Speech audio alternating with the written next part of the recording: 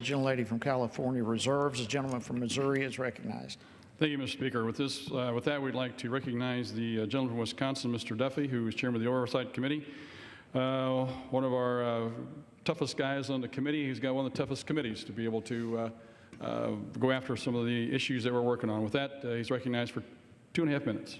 The gentleman is recognized for 2.5 minutes. Thank you, Mr. Speaker, and I want to thank you, Chairman Luetkemeyer, for all your hard work on what I think is an excellent bill. It's fascinating to sit in this chamber and listen to the debate and the fear-mongering that takes place. But before I get into that, let's take just a little trip down memory lane. We have to look at the financial crisis and what the Democrats chose to do. The idea that you can't let any good crisis go to waste. There's a financial crisis, so we go to our file cabinets, we open them up, and every progressive liberal idea we take out and put them into Dodd-Frank, a 2,300-page bill.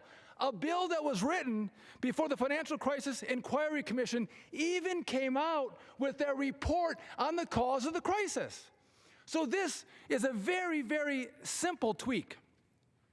Right now, we have designations for systemically risky banks at a set asset threshold of $50 billion. Well, I tell you what, I have banks in Wisconsin, they're small regional banks, not Wall Street banks, that are getting crushed by these new rules and regulation.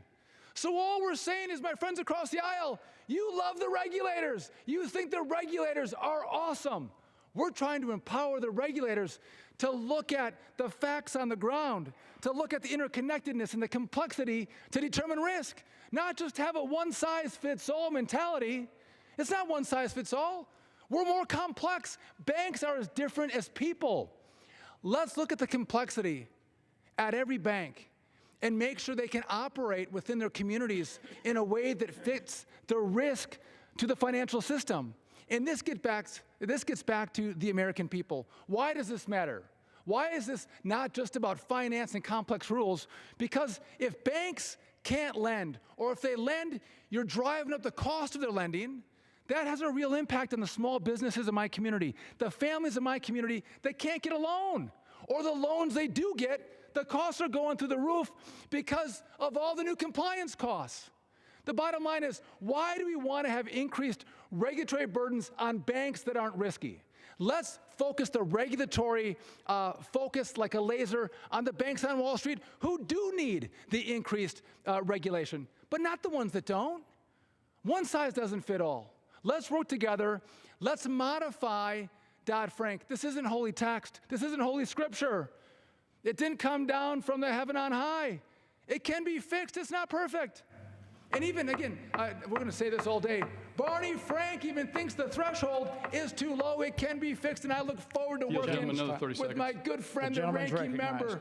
Common sense reform that looks to your good friends, the regulators, to take a solid look at risk profiles and then decide what kind of regulatory regime is necessary for the risk that's presented by each of these banks. With that, Mr. Chairman, thank you for your work. I encourage everyone, I know on both sides of the aisle, to support this common sense bill that supports small businesses and American families to make America great again. I yield back. The gentleman yields.